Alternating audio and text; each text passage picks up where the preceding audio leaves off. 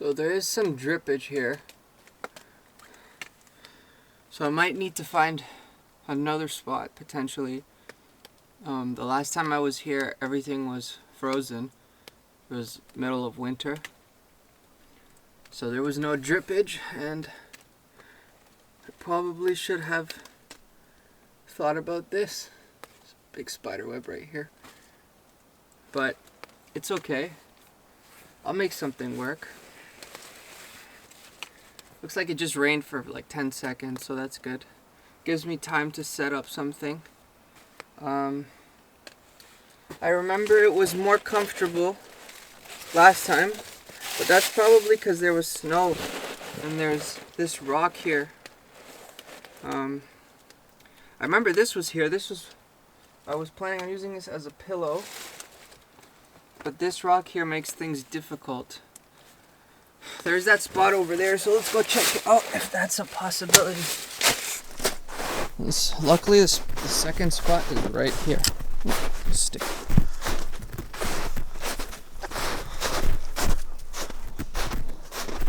That's super close by.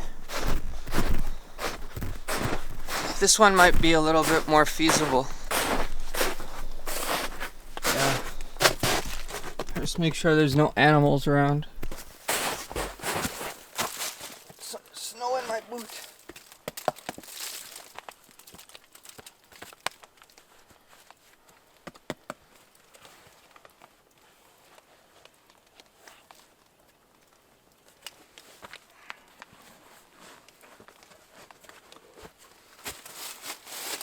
This seems... Nope, that rock won't be.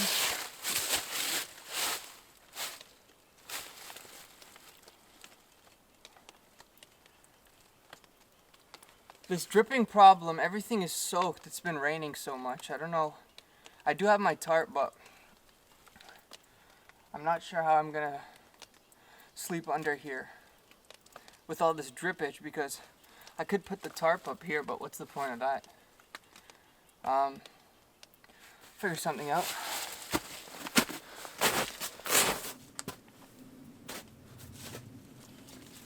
Alright.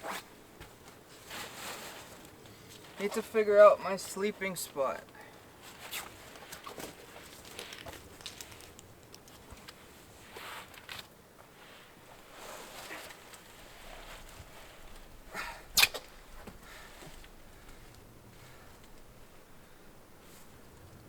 This looks cool, but it's definitely not gonna be plausible. I'm already getting dripped on. And it's completely uneven. So, might have to go test out the other spot.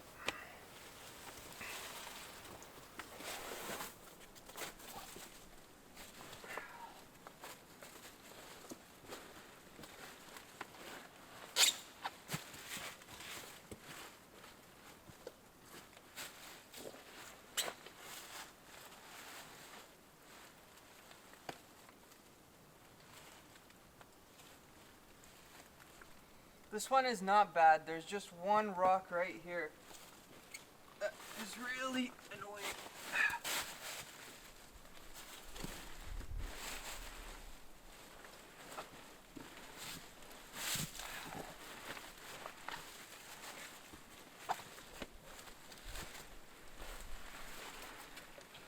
Oh, this works.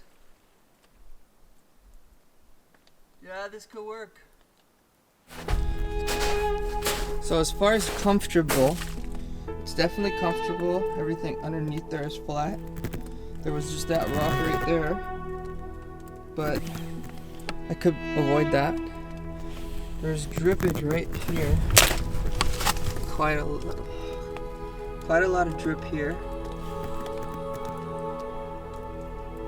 And then there is actually, it's still falling on here. I don't know what to do here.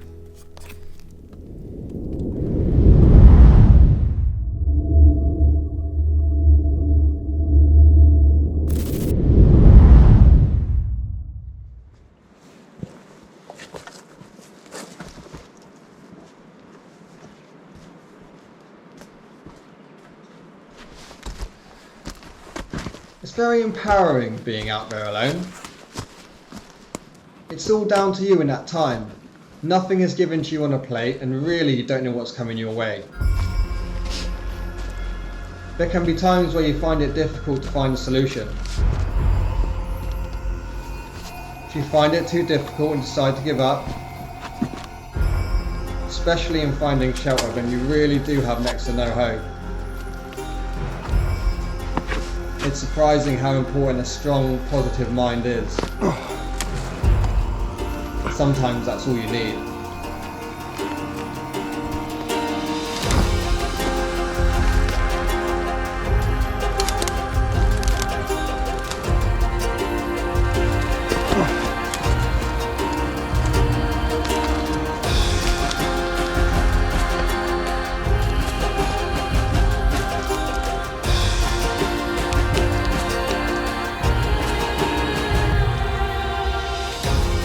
You can push yourself a lot further than you think, and the feeling of success is payment in itself.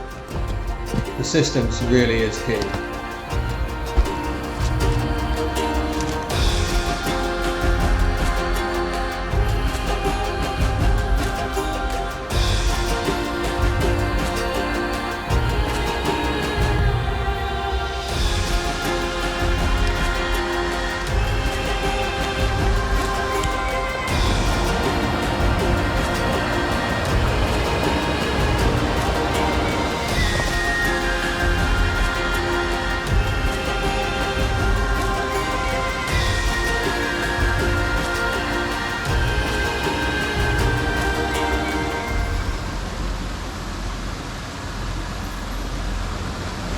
Not gonna lie, I wasn't expecting to see that on the trip.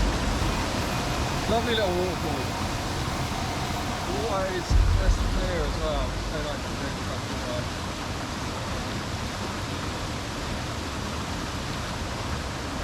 Beauty.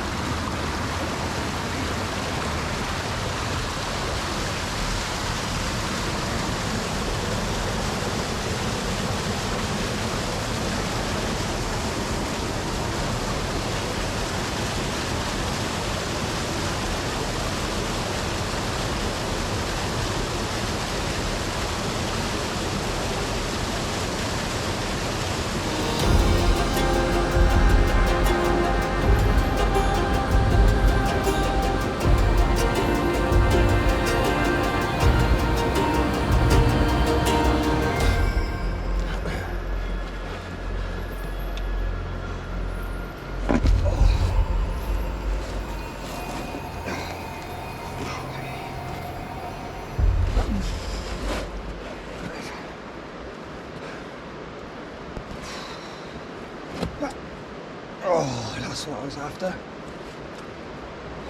Terrain is changing here now. I've been climbing for a little while and it's just getting very, very rocky now. So it's going to be some rock scrambling for this little section here. There's still quite a bit of bush as well,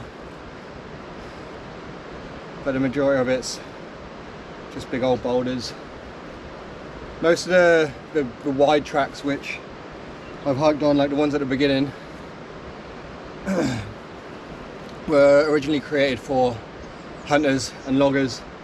Like just off the beaten track, you can look through the forest and you can see where there used to be absolutely enormous trees which they've cut down for the timber.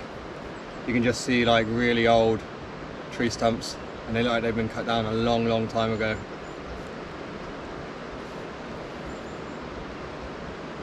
They wouldn't be logging up here. There's no big trees or anything up this way, not this high up. Just in front of me is the gully. You can hear the river running through it, which is where the waterfalls and that were that I passed a little while back. I'm pretty sure we're going to come up to another waterfall up the track here. It should be good to stop for maybe a coffee, a little snack or something. Maybe I'll just have an apple probably. Keep me going. Seems like it's going to be a very long day today, longer than I expected. The weather's coming in as well. Don't know what the visibility is going to be like any higher.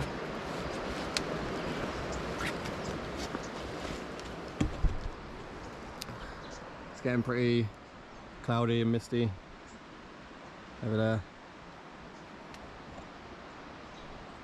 So I reckon that's probably going to be on me for a little while longer.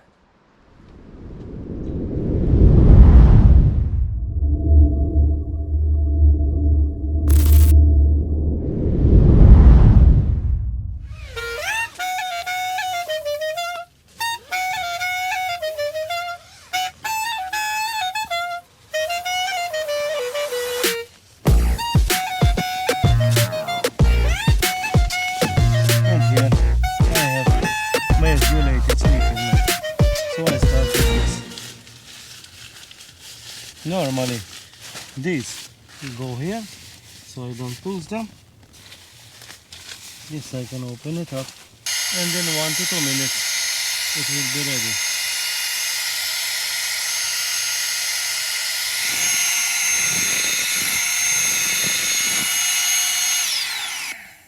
And like this it's ready. Remove the pump, put this in, and my sleeping mat is ready like this. So now the pillow,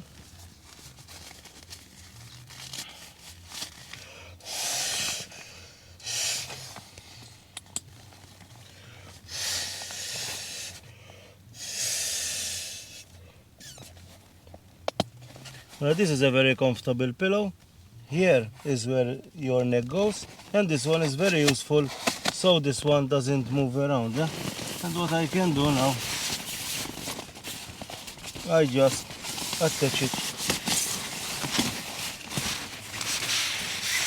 to my mattress. Last thing I have to do, another thing that I can do now, this one serves as a lantern at night. So this one I can fix it to here. So in the night I have light. So it serves as a double purpose. This one goes here as well. We open the bag up so it can loft. Loft means that air comes in and you have the insulation. It's a 10-degree bag, but I don't need. Maybe even this one will be more than enough for tonight. Place this one here like this, so this will loft up, and normally it takes about 1 to 2 hours to be properly lofted up. It's ready. I have the here I have the clothes that I can use at night. This one we put it here, so we can start tidying up a little bit here. And another very important thing you can do here is that you close the tent so no bugs get in. So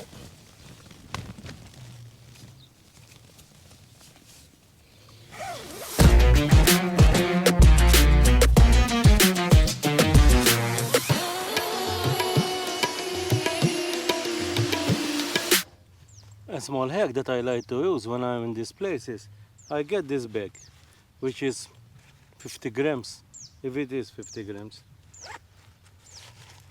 That turns into a very small 10-liter backpack.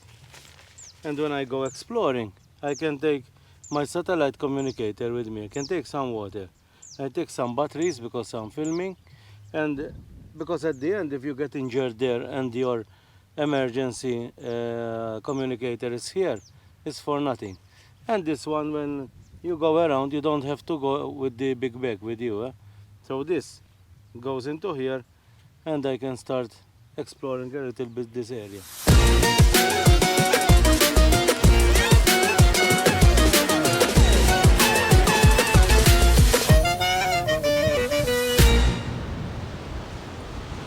Here we have more World War II structures, and these are called salini, where seawater comes here, and then it will evaporate, and only the salt will remain here.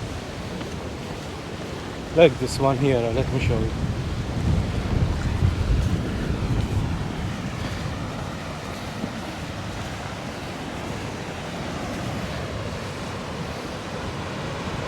These are salini here, where the water will evaporate and only the salt will remain here.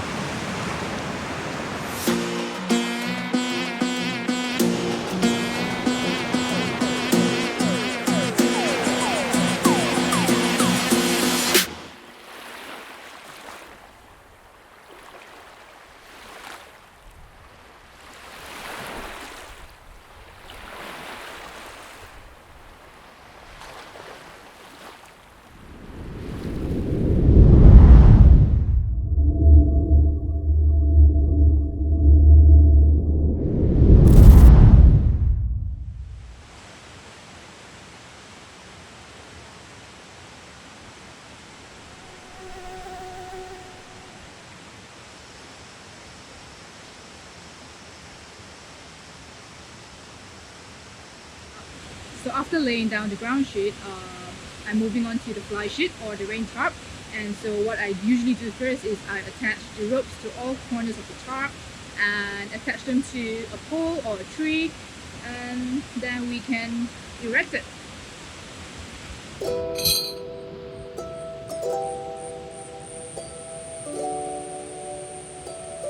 There are so many types of shelters for camping available out there, and each of them has got their own advantages and disadvantages, so it's really hard to pick one that is the best.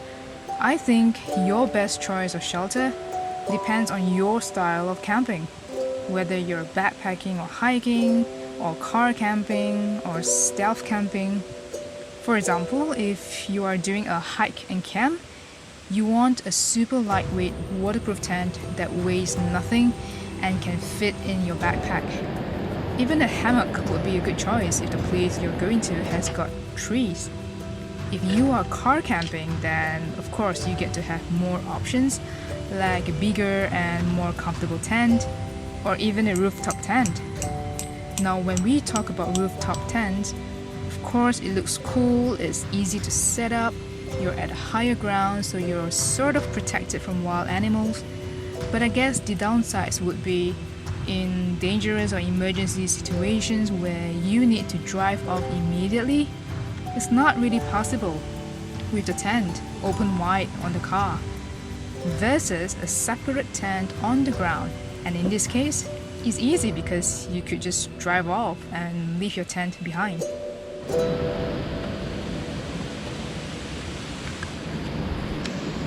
In the rainforest, there's really no escape from mosquitoes. And the humidity. Oh, it's really humid.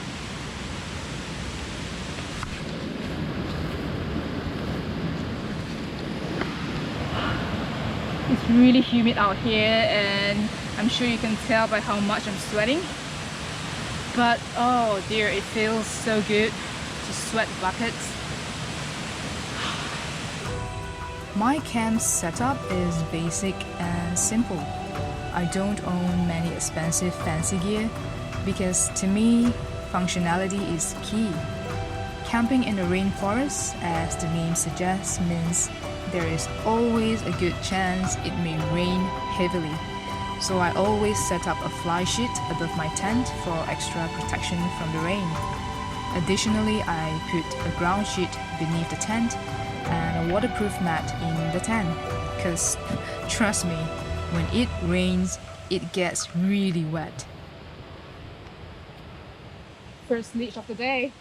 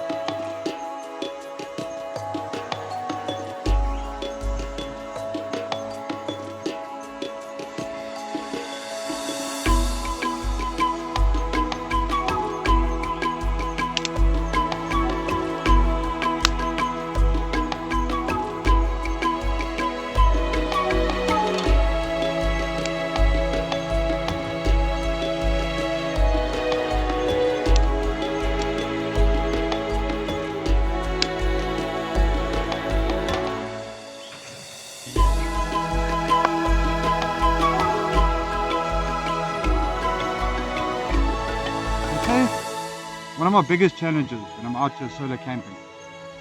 Funny enough, humans, noise pollution. I've camped in game reserves where I've been 20-30 kilometers from the nearest town, and you still hear noise pollution. Right now I'm about 10-15 kilometers away from the nearest town, up in a mountain range, and yet, you guessed it, there's still that human element. There's still that noise pollution. It's very infuriating.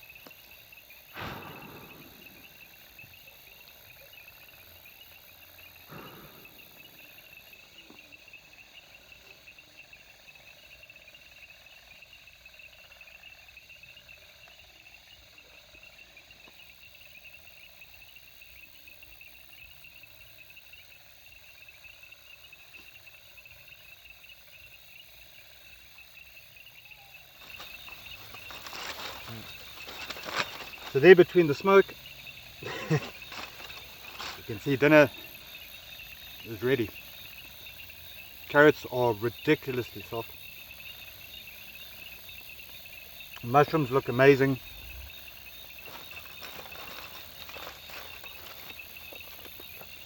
Piece of that.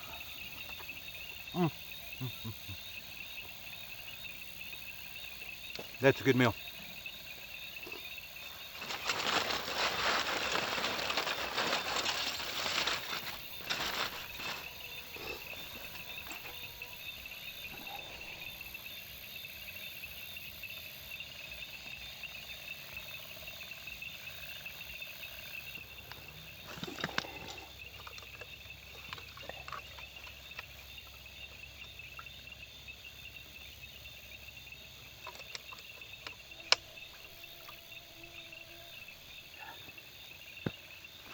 Hello.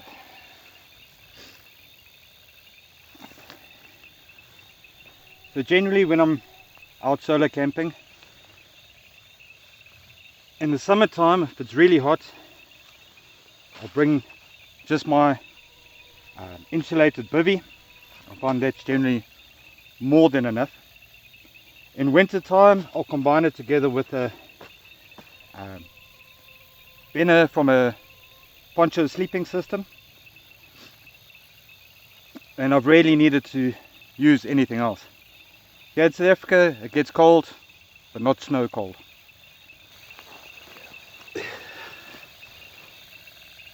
When it comes to wild animals in the middle of the night, I find generally they're just curious. They're not sure what the fire is there for, they're not sure what you're doing there, you're a new smell in the environment. For me, as a general rule of thumb, if I'm hearing the footsteps, it's not a predator. If I don't hear the footsteps, I'm not going to see him coming anyway. A fire to keep animals away is a bit of a double-edged sword, because certain of our animals like hippos will actually come and try and trample out that fire. Possibly you as well, if you happen to be in the same area. So, double-edged sword. Book I've been reading at the moment, it's called Don't Die in the Bush. It's primarily for the South African environment, that's where I am. It is mostly aimed at hikers, but I find it does give a lot of information, a lot of useful tips. Also gives a lot of first aid information, which a lot of books don't. And it also gives a lot of information about poisonous plants that you just should not be touching. It's written by P.M. Leary. It's called Don't Die in the Bush, a guide to outdoor emergencies and survival techniques in Southern Africa. I'm quite enjoying it.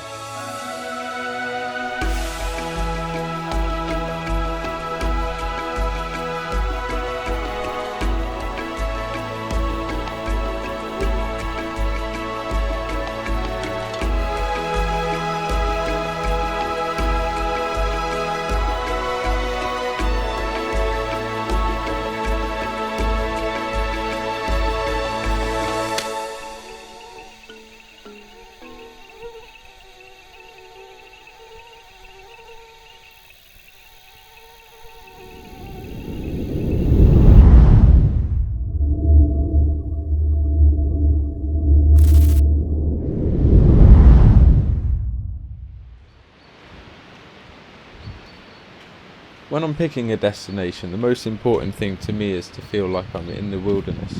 Whether that's a big bit of public land or a national park over here in the UK, there's a few to name that allow wild camping. And that's really what I'm looking for as well, the ability to wild camp, and that's why Scotland comes up as my number one again. So I found the bridge, and I definitely found the river. You can probably hear it roaring. It's amazing. Also, I want to pick somewhere where there's going to be resources, so a big area with woodland, or if I'm doing a mountain walk, areas where I know there's going to be places I can stop to refill water, or there's going to be areas where I can camp and it's not just going to be steep, rocky, shale-like places. I can't even do justice, guys, for how mad that water is.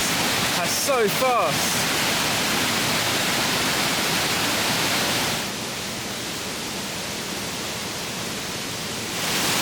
I was holding on, and for good reason. I would not want to fall in there.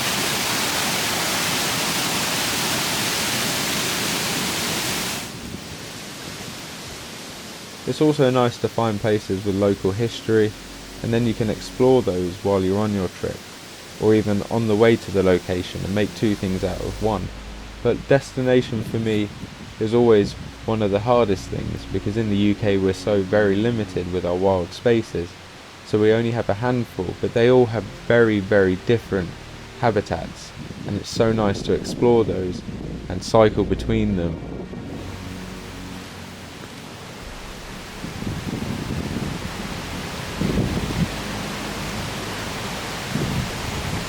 I'm just actually going to stop and have a little break, have a breather by the river. It's beautiful here, so nice.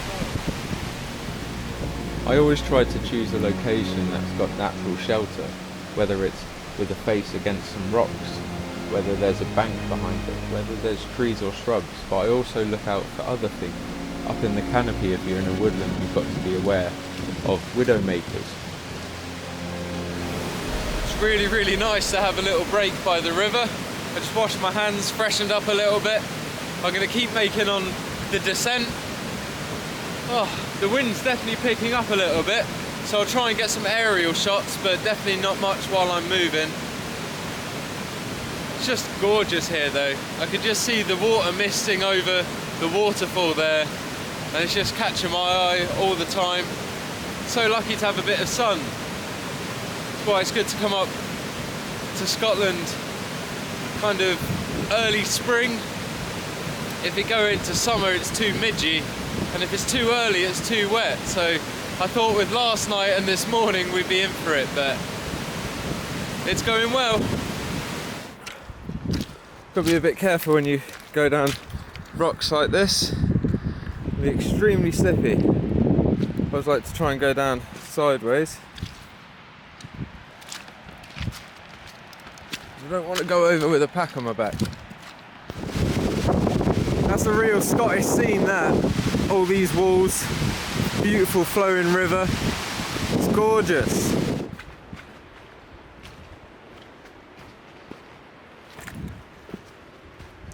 And also, pick a general location, don't pick an exact campsite. Go in and pick where feels right. Normally you have a sense of what feels like home. You feel cozy in an area, and that's what I try to rely on. This kind of sixth sense when I'm in the woods, that this is the right place, or no, this doesn't have the right kind of feeling. And I know that sounds cliche, but it really is the biggest part for me when I'm experiencing or finding a new spot in the woods.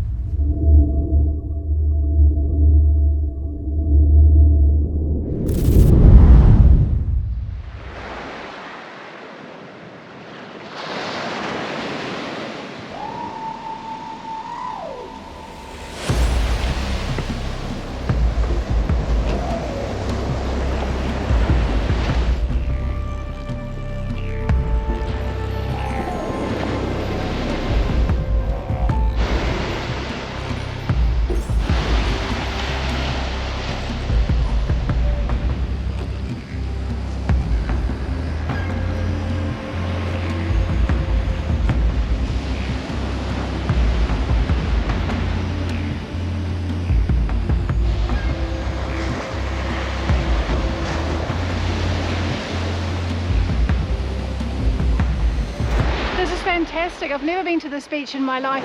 There's nobody else on it, just me. There's a couple of oyster catchers, there's some seagulls playing in the surf there, and it is so cool. I'm glad I made the effort. I'm glad I came over here. I'm just looking up ahead and I can see from the wet sand that the tide is going to come right into these rocks. So I'm not planning on staying on the beach, but I'll have to carry on. Maybe I'll get up and over that headland and around to that next bay, find somewhere in there.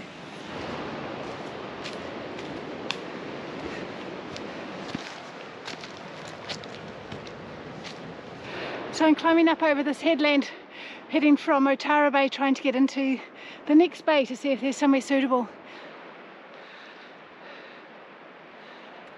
Some gorgeous views along this track, but I am conscious of the sun setting and getting to wherever I camp in time, and because I'll be camping under the trees it's going to be darker there, so I'll just keep plodding along.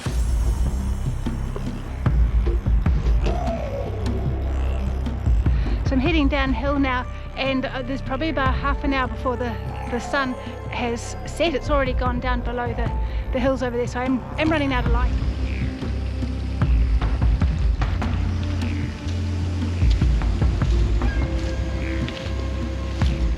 So I made it and it's still daylight. Thank goodness. I was getting a bit concerned about that. So this is a rocky beach, and I'll give you a really quick look around, and then I'm going to quickly find somewhere to set up my tent before it gets completely dark.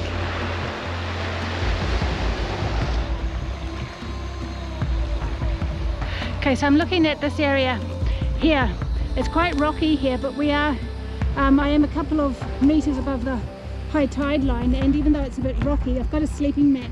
It's more rocky over there, but that is the sea just there. It's going to come in higher. It's not high tide yet, but I am above that level, and if for whatever reason there was some kind of a king tide, which there's not today, there's a sort of a bit of a track I can scramble up immediately behind me.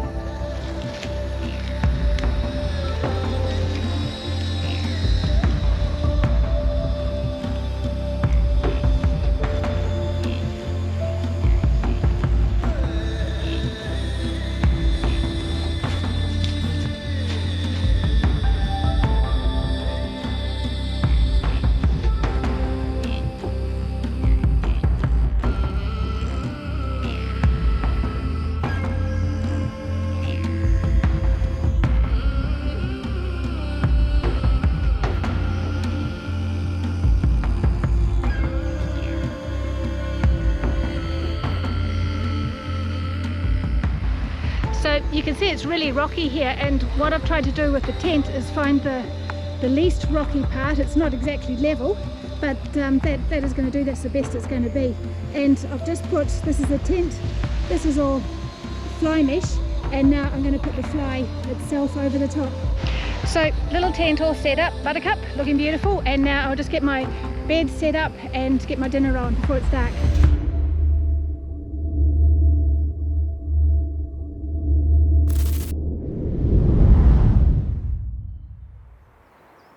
This is a very good campsite.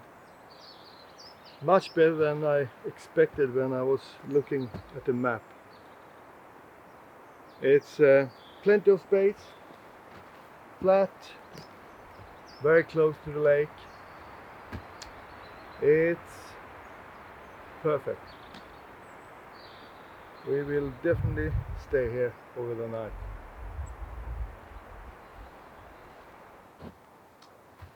I will set up the hammock between these two trees. So I will have a great view over the lake in front of me here.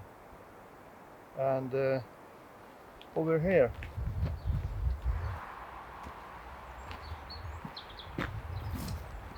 so I can have my fireplace here somewhere closer to the water. That will be good. Let's start building something useful for the campsite.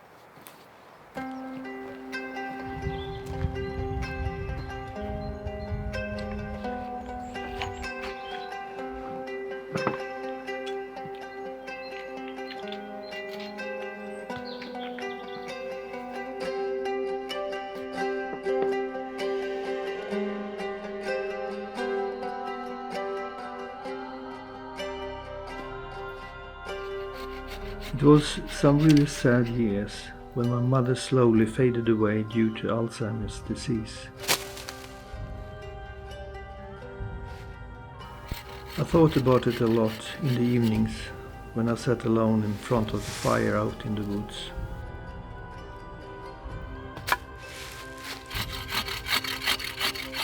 How much she had meant to me and to who I am today.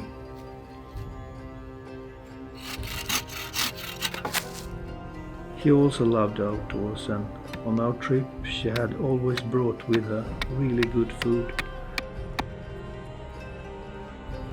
which we children ate with great appetite, and which increases the good feeling of being in the woods.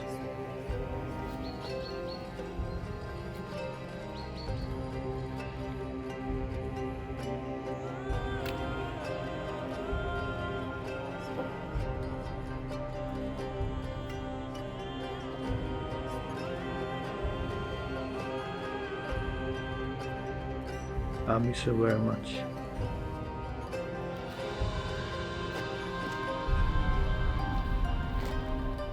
So, there we are, a bunch of sticks. Try to build something useful. We will see. As soon as I get out into the woods, I feel calm and relaxed. I let go of all thoughts of the more fast-paced life in the city. Everything that has to be done and fixed in everyday life does not follow into the forest. It's a really nice feeling, some kind of feeling of freedom. The only thing there is the path in front of me, the search for a nice campsite. How should I set up my shelter and where can I find firewood? I enjoy every second of it. So this is what I've done with the sticks so far. And if we put them together, let's see what it is. Exciting. Some of you already know what it is. Something like that. So. And then I have a smaller stick here. Put them on the top. Something like that. Yeah.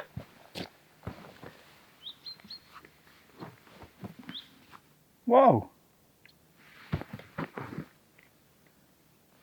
Surprisingly stable. Really good. Really good. But it could be a little bit more comfortable. I think we have to upgrade it to next level. Let's do that.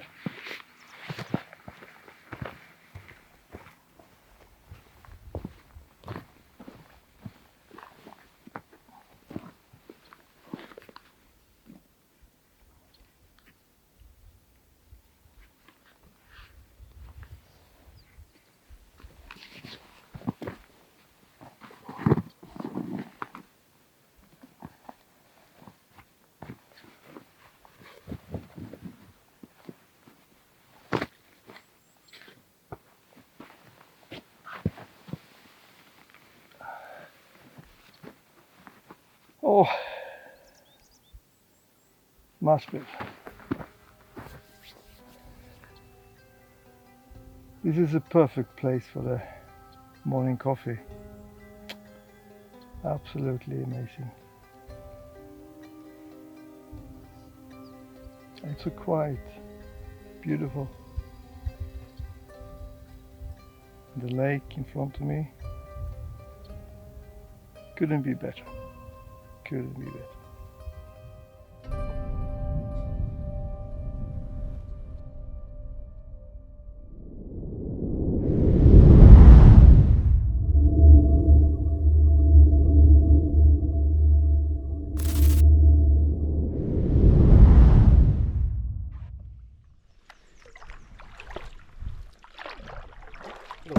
lines along the shoreline here.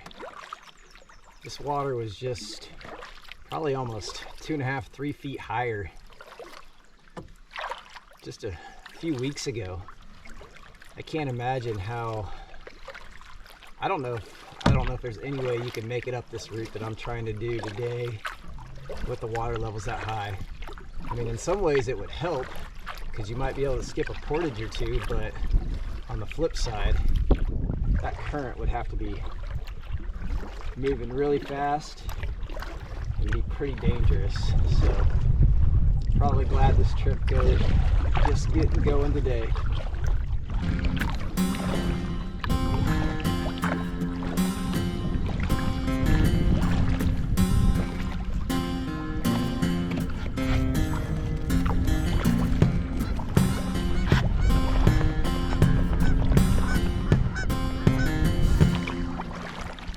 For this trip, I'm carrying a 115-liter Seal Line waterproof bag is my main bag. It's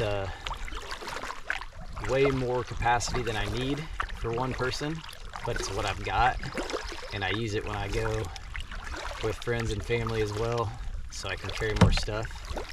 I mean, I can literally carry all 3 of my kids in this thing if I wanted to, but anyway, it works fine for my stuff. I can only fill it up about halfway, and it's a good pack. And then in addition to that, I have a 35-liter Seal Line that I keep all of my camera gear, batteries, charging equipment, also keep like snacks during the day, as well as like my rain gear. So that's kind of how I do these trips. Everything that I have in these bags, even though they're waterproof, they do puncture occasionally, and so I put everything in dry bags just in case. So definitely easy to get things wet out here, even if you don't tip. Between rain and paddle splashes and things like that, it can get pretty soaking out here. So definitely want to keep that in mind on a canoe trip. When I hike, I usually run a 50-liter bag, and hiking packs are just so nice from an ergonomic standpoint. You know, water bottle holders, and you know, they just have better straps and waist packs that make it really comfortable to hike for extended amounts of time, where these portage packs don't quite have that, but you're also not carrying them all day. You're only carrying them across the portage and then putting them back in your canoe. So that's kind of the trade-off.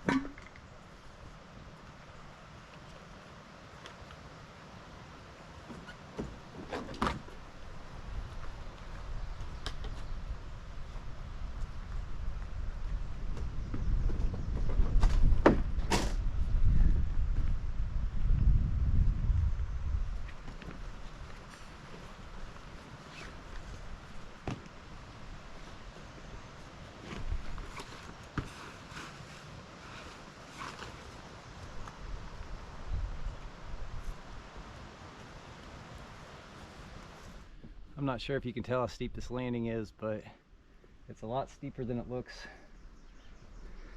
on video. But canoe's up. I slid down the rock a little bit on accident, but surviving. So all right, first trip across the portage, ready to go. First port into the PMA. Let's do it.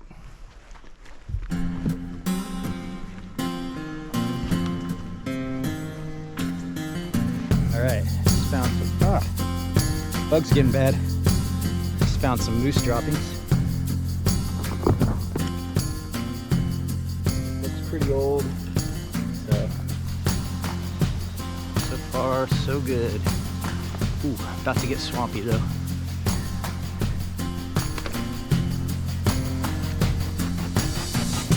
Last time I was here, saw a ton of wolf sign on this trail. Right on this rock, in fact, there was wolf scat and just tons of bones and fur, remnants of a kill. So traversing that kind of stuff with a pack on is no big deal really, for the most part, but carrying a canoe through that, just so awkward. It's a whole nother story. So that's my next fun.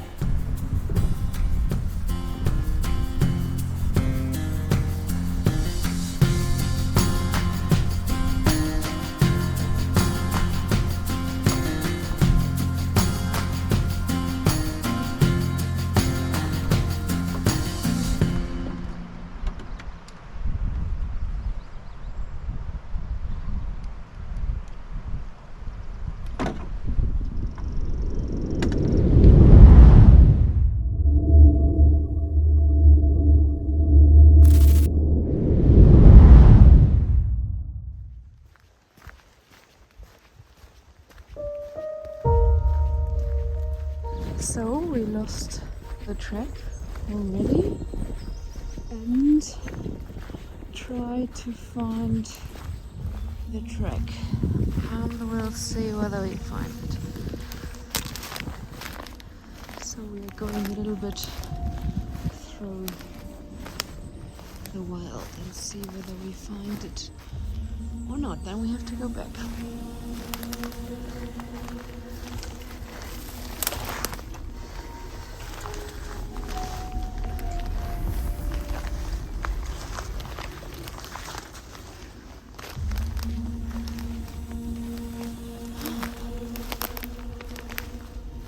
There's a way. I think we found it. Now the question is how to get there. It's a little bit steep. A little bit too steep. Shame.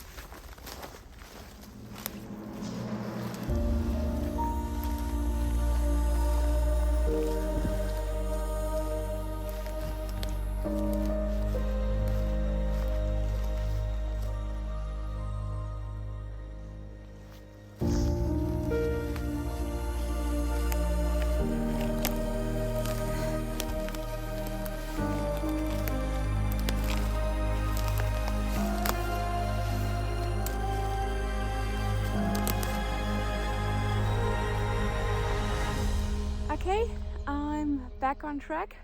So I came from here behind me, maybe you can see it.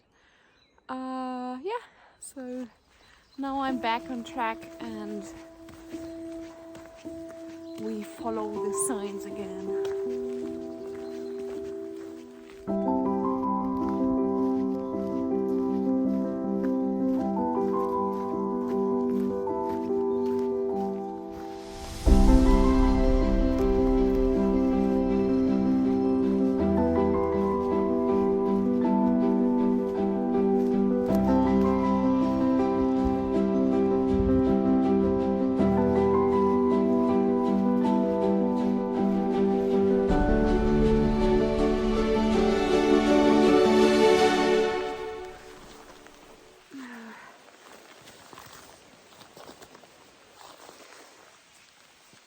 But as you can see, it's really nice to walk close to the river. Oh, now you can't see it, but later you can see. And It's so beautiful here. So beautiful. And there's no other people. I'm the only one, I guess, because of the weather. Nobody wants to go out.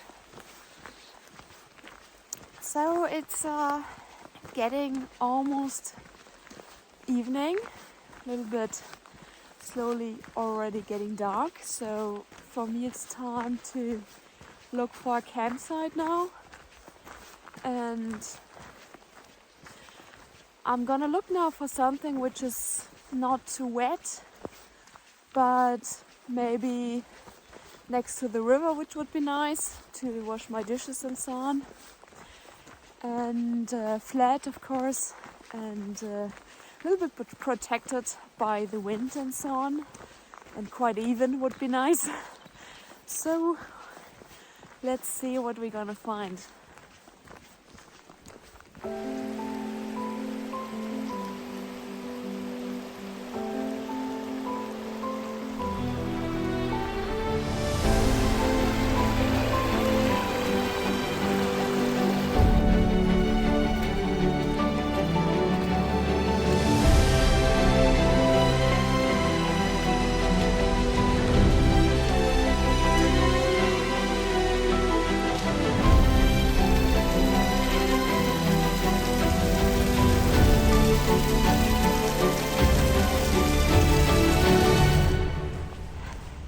So it actually was a really nice spot. I think it was dry enough to put up my tent, and it was protected and everything. But somehow I decided to continue walking. Maybe because I just want to hike a little bit longer. I don't know. Let's see.